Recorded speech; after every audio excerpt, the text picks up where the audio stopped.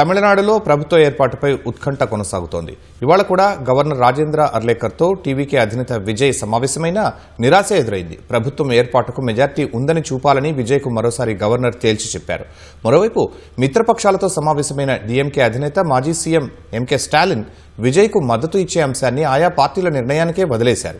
వామపక్ష పార్టీలు రేపు భేటీ అయి నిర్ణయాన్ని ప్రకటించనున్నాయి. మరోవైపు గవర్నర్ నిర్ణయానికి వ్యతిరేకంగా టీవీకే శ్రేణులు లోక్ భవన్ వద్ద ఆందోళన చేపట్టాయి. తమిళనాడు అసెంబ్లీ ఎన్నికల్లో 108 స్థానాలతో అతిపెద్ద పార్టీగా అవతరించిన టీవీకే అధినేత విజయ్ ఇవాళ కూడా గవర్నర్ రాజేంద్ర అర్లేకర్తో సమావేశమయ్యారు. ప్రభుత్వ ఏర్పాటుకు ఆహ్వానించాల్సిందిగా కోరారు. అయితే తగినంత మెజార్టీ టీవీకే వద్ద కనిపించడం లేదని విజయ్కు గవర్నర్ తెలిపినట్లు లోక్ భవన్ ఒక ప్రెస్ నోట్ విడుదల చేసింది. మెజార్టీతో రావాలని విజయ్కు గవర్నర్ సూచించినట్లు పేర్కొంది. టీవీకేకు 108 మంది సభ్యులు ఉండగా కాంగ్రెస్ మద్దతుతో ఆ పార్టీ బలం 113కి చేరింది. సాధారణ మెజార్టీకి ఇంకా 5-6 సభ్యులు కావాల్సి ఉంది.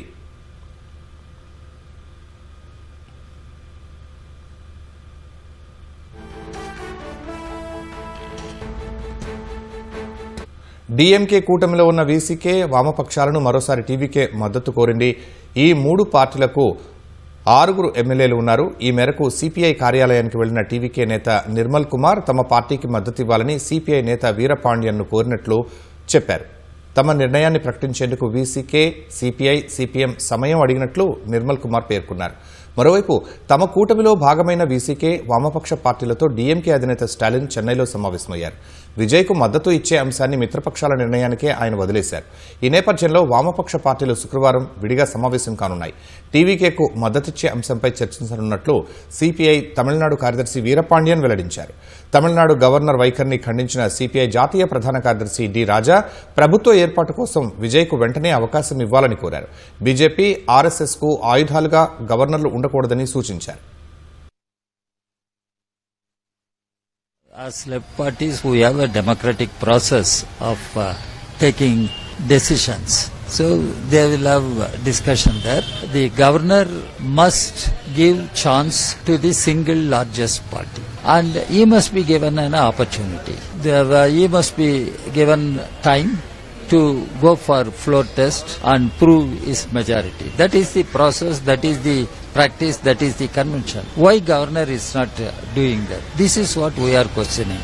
Governor should understand we are a democracy. Governor should not act as a representative of BJP or RSS. This is our position.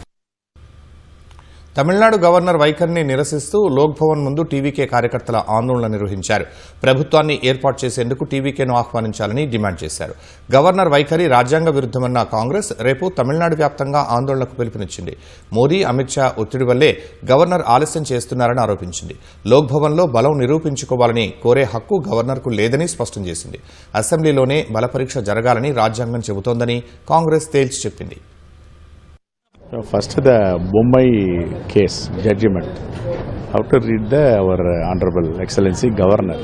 So already said very clearly, this is the judgment of the Bombay case. Anybody's single largest party to invite from the government. Then the floor test is there. Within 2 weeks or 4 weeks, they can do the floor test. So you don't want follow the Indian Constitution or Bombay judgment. He is doing according to instruction from BJP headquarters. He is doing here. This is against Indian Constitution. We are Congress party condemning. We are very clear. We are supporting the TVK. మరోవైపు Tamil Nadu governor తీరును నిరసిస్తూ మక్కల్ నీతి మయ్యం అధినేత కమల్ హాసన్ ఎక్స్లో post చేశారు. మెజార్టీని రాజ్భవన్లో కాదని అసెంబ్లీలో నిరూపించుకోవాల్సి ఉంటుందని తెలిపారు. ఇదే విషయాన్ని ఎస్ఆర్ బొమ్మాయి కేసులో సుప్రీంకోర్టు చెప్పిందని రాసుకొచ్చారు. అసెంబ్లీ ఎన్నికల్లో అతిపెద్ద పార్టీగా అవతరించిన టీవీకేను ప్రభుత్వ ఏర్పాటుకు ఆహ్వానించాలని డిమాండ్ చేశారు. తమిళనాడు ప్రజల తీర్పును గవర్నర్ గౌరవించాలని కోరారు. మరో నటుడు ప్రకాష్ రాజ్ విశాల్ కూడా ఇదే అభిప్రాయాన్ని వ్యక్తం చేశారు. తమిళనాడు గవర్నర్ నిర్ణయం విస్మయానికి గురిచేసిందని బీజేపీ నేత సుబ్రహ్మణ్య స్వామి అన్నారు. తమిళనాడు గవర్నర్ ప్రజాస్వామ్యాన్ని కాపాడాలన్న ఆయన ప్రభుత్వ ఏర్పాటుకు విజయ్ను వెంటనే ఆహ్వానించాలని కోరారు. విజయ్కు అధికారులు భద్రత తగ్గించారు. 2 రోజుల నుంచి విజయ్ వెంట ఉన్న కాన్వాయ్ను తొలగించారు. ఆయన నివాసం వద్ద ఏర్పాటు చేసిన మెటల్ డిటెక్టర్ను అధికారులు తొలగించారు. ముఖ్యమంత్రిగా ప్రమాణం చేసే వరకు కాన్వాయ్ వద్దని విజయ్ స్వయంగా అధికారులకు విజ్ఞప్తి చేసినట్లు టీవీకే వర్గాలు తెలిపాయి.